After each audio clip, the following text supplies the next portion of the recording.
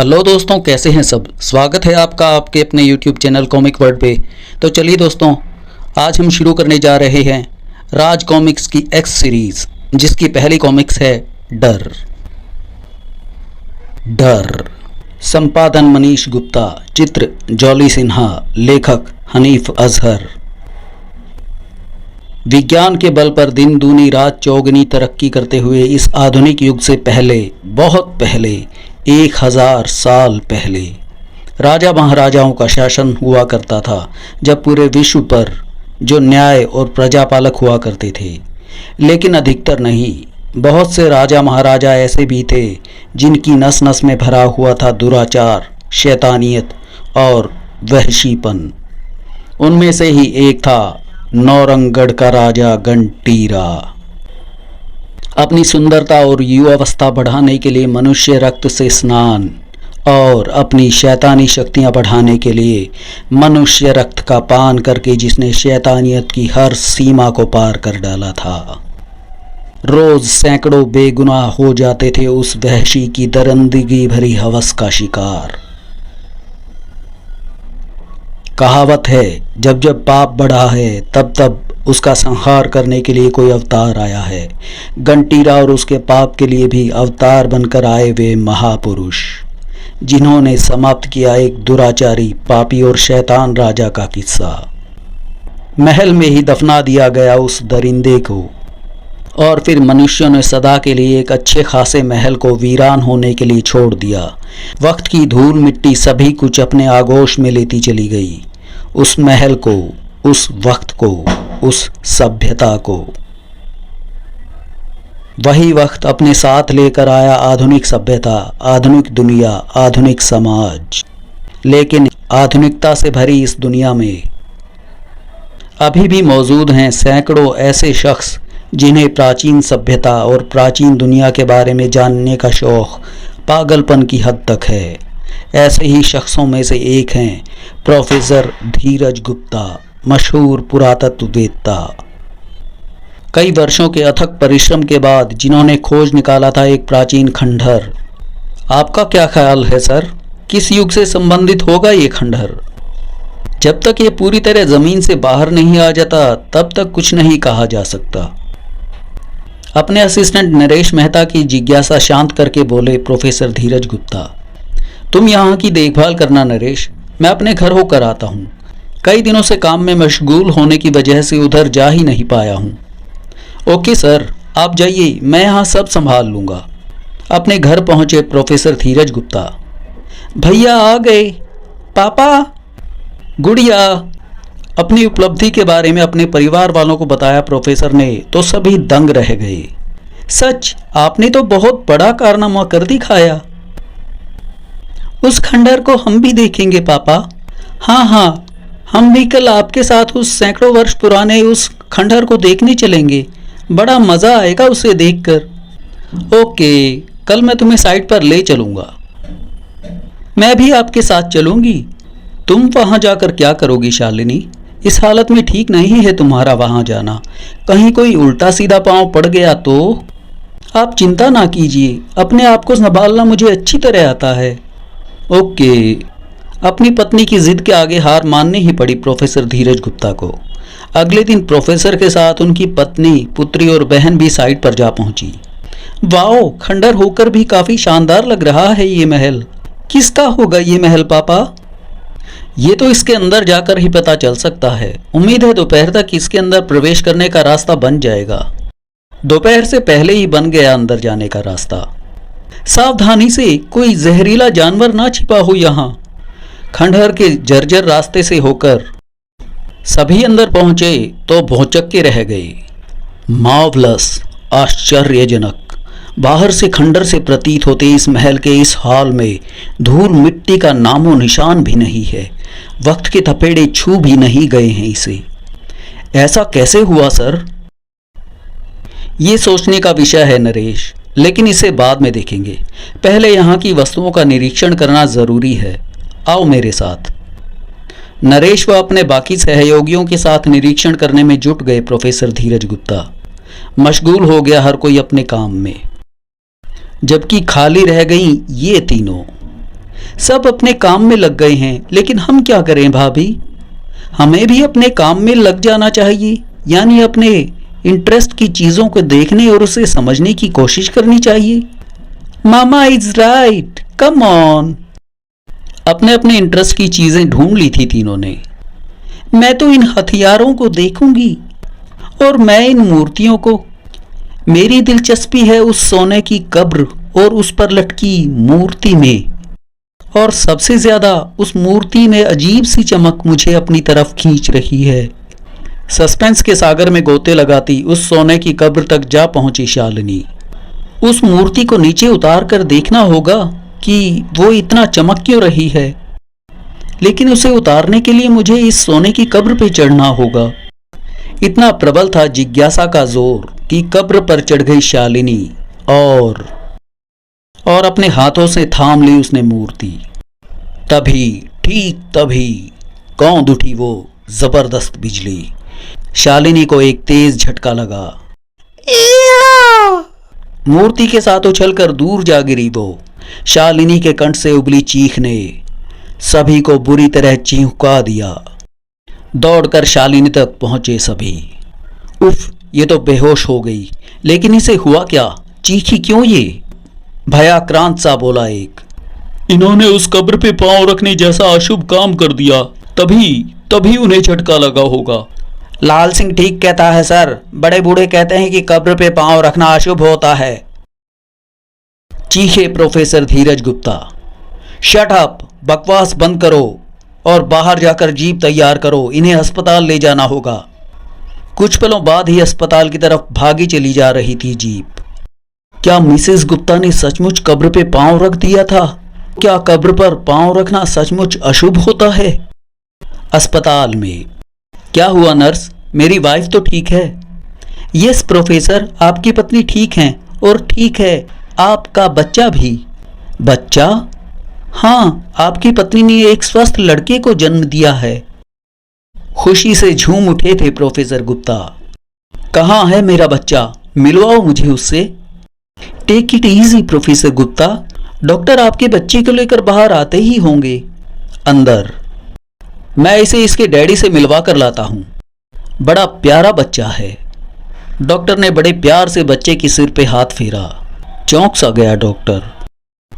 अचानक कटोरियों से उबल पड़ने की हद तक चौड़ी होती चली गई डॉक्टर की आंखें। ठीक यही वो पल था जब लड़खड़ा गए डॉक्टर के कदम। उछल गया डॉक्टर के हाथ से शिशु और जा गिरा पालने में, जबकि डॉक्टर जा गिरा था पास ही खड़ी औजारों से भरी ट्रॉली पर। डॉक्टर साहब को संभालो। लपक कर डॉक्टर को औजारों की ट्रॉली से उठाया नर्सों ने और चीख पड़ी दहशत से, नहीं। और चीखती भी क्यों ना। वो हौलनाक छक्के छुड़ा देने वाला दृश्य जो देखा था उनकी आंखों ने। स्तब्धता की चादर फैल गई थी प्रत्येक चेहरे पे। सन्नाटा सा खिंच गया था चहुं ओर। दहशत कुंडली मार कर बैठ गई थी हर दिल में। उस दुर्घटना का प्रोफेसर धीरज गुप्ता के दिल में ऐसा खौफ बैठा कि वे अपनी पत्नी और नवजात शिशु को फौरन अपने घर ले आए।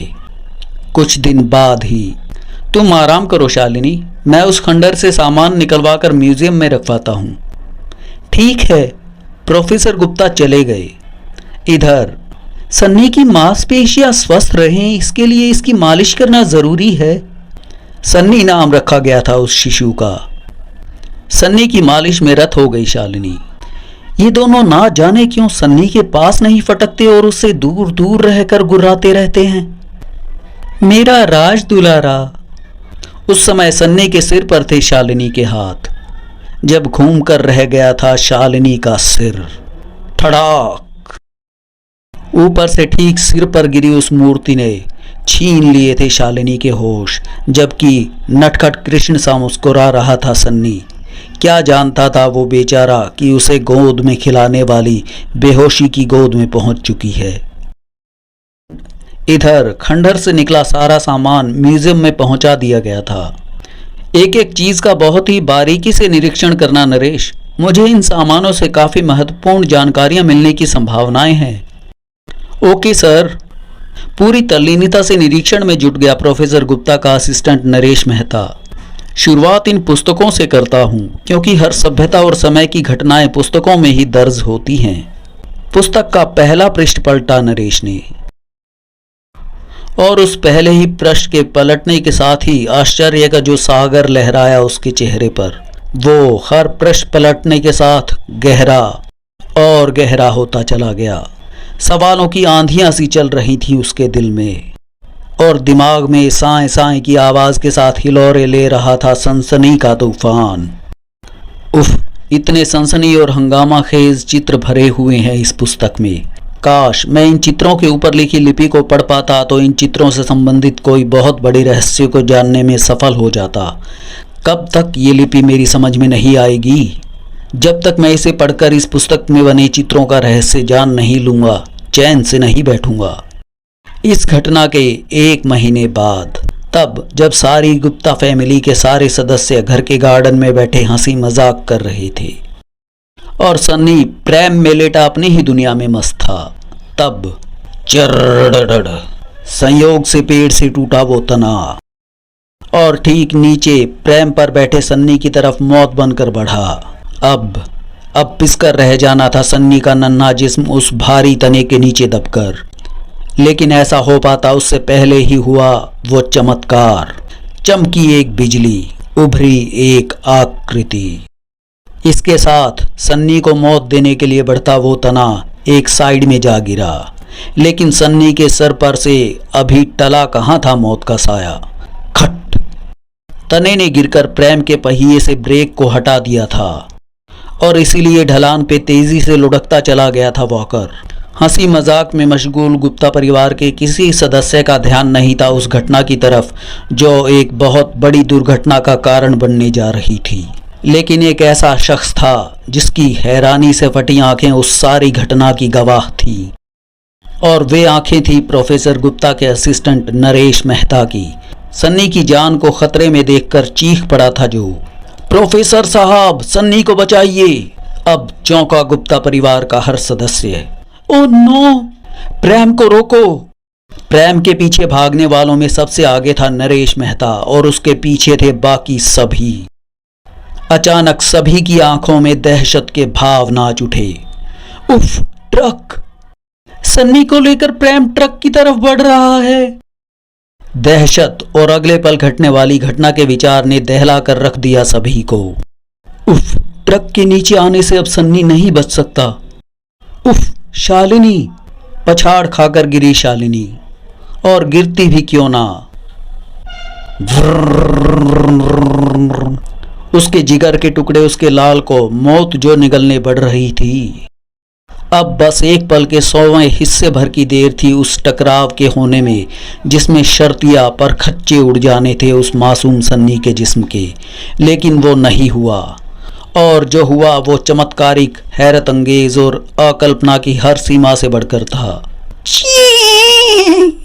एक झटके से प्रेम रुक गया और सर से उसके पास से गुजर गई वो ट्रक रूपी मौत।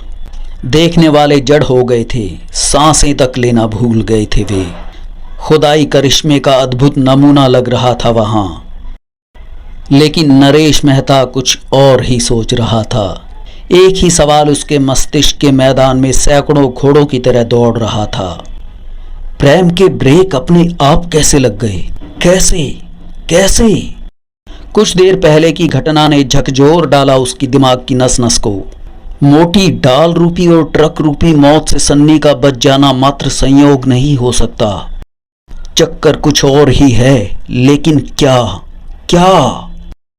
अचानक जहन में कौंधती एक तस्वीर ने उसे बुरी तरह विचलित कर दिया। जिस समय सन्नी डाल से बचा था उस समय रोशनी की एक अजीब सी आकृति चमकी थी। मुझे लगता है मैंने उस आकृति को कहीं देखा है, लेकिन कहाँ? दिमाग पे जोर डाला नरेश मेहता ने और उछल पड़ा अगले पल। हाँ, याद आया कि मैंने रोशनी से बनी उस आकृति को कहाँ देखा था। तोप से छूटा गोला बनकर भागा नरेश मेहता। कुछ ही देर बाद म्यूजियम में मौजूद पुस्तकों से अटखेलियां कर रहा था वो। जल्द ही ये है वो आकृति।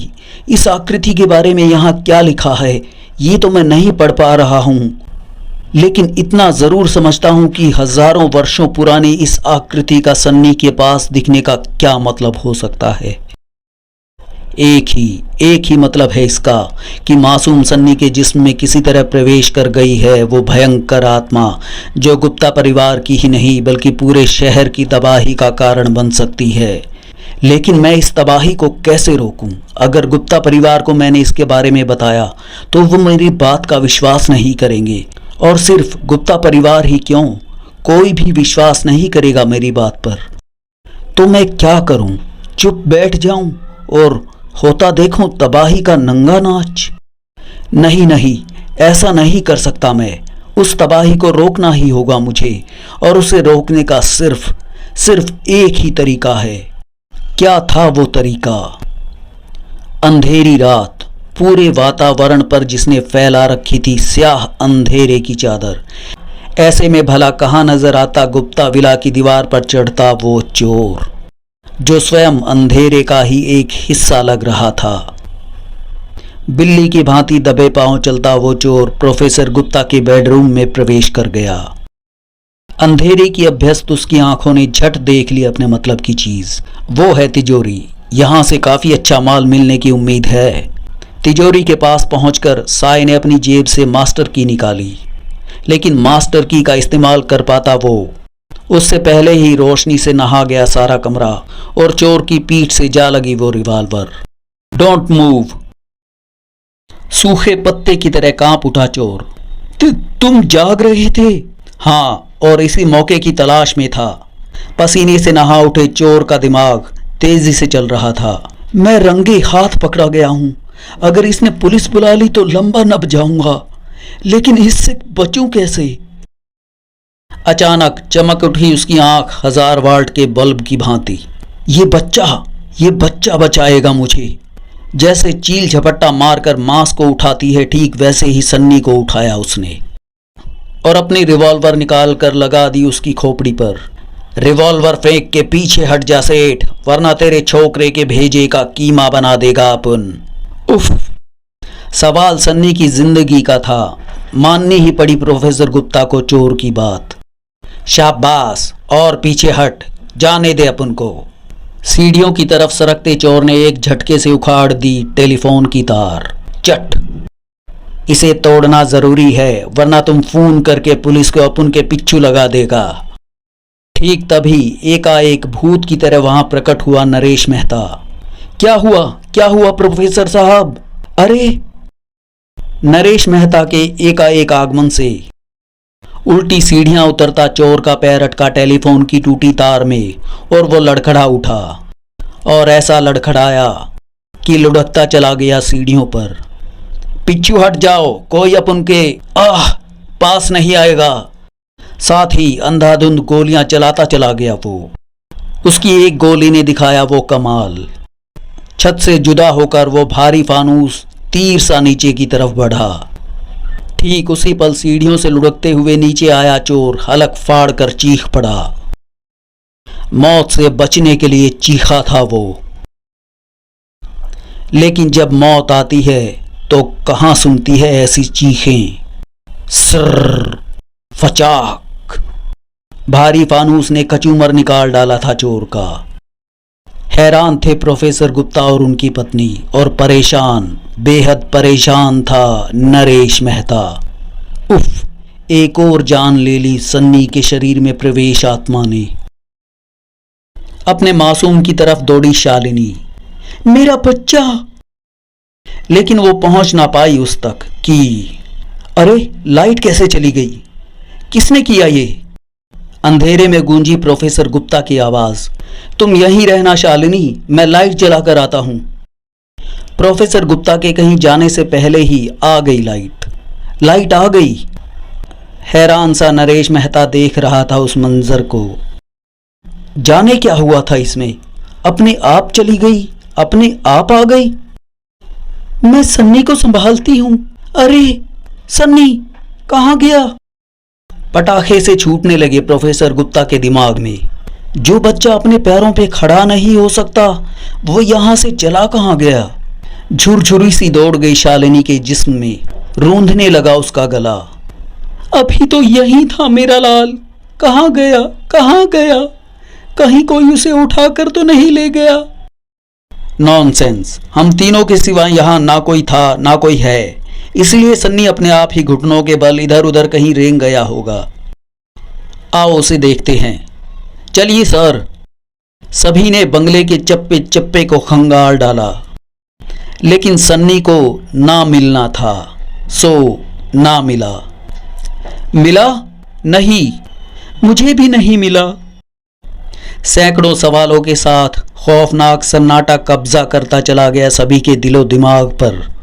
चला कहाँ गया सन्नी? कौन ले गया उसे? सर, मेरे ख्याल से अब हमें पुलिस को इन्फॉर्म करना चाहिए। तुम ठीक कह रहे हो नरेश, लेकिन इसके लिए पुलिस स्टेशन ही जाना होगा, क्योंकि फोन की तार तो चोर ने तोड़ दी है। आप तुरंत चलिए भैया। हाँ, यही ठीक रहेगा, मैं खुद ही। बीच में ही काट दी नरेश मेहता ने प्रोफेसर गुप्ता की बात। इस माहौल में आपका जाना ठीक नहीं है सर, आप परिवार वालों को सांत्वना दीजिए, मैं पुलिस को लेकर आता हूँ। प्रोफेसर गुप्ता को जची अपने सहायक की बात। ओके नरेश, तुम ही जाओ, लेकिन पुलिस को लेकर जल्द ही वापस लौटना। ठीक है सर। हवा का झोंका बनकर बंगले से बाहर निकले नरेश मेहता ने तूफान बना दिया अपनी उस कार को। जबकि पिछली सीट पे मौजूद था वो मासूम जिसे सन्नी के नाम से पुकारा जाता था। कार को आंधी तूफान की तरह ड्राइव करते नरेश मेहता के जबड़े सख्ती से भिजे हुए थे, चेहरा कनपटियों तक सुर्ख था। अब मैं तुझे इतनी दूर ले जाकर छोड़ूंगा जहां तू किसी की जान जाने का कारण नहीं बन सकता। इधर अंगार की भांति जल रही थी पिछली सीट पर मौजूद सन्नी नामक उस मासूम की आंखें। जमाने भर की क्रूरता और वहशीपन टपक रहा था उन आंखों से। चेहरे पर मौजूद था दरिंदगी का जबरदस्त ज्वालामुखी। मुख से निकली सैकड़ों भेड़ियों की गुर्राहट सी हल्की आवाज मानो चिंघाड़ चिंघाड़ कर कह रही थी कि नरेश मेहता का सोचा पूरा नहीं होगा, कभी नहीं होगा। आगे की हैरत अंगेज सनसनीखेज कहानी जानने के लिए अगली वीडियो में हम पढ़ेंगे भूत बच्चा।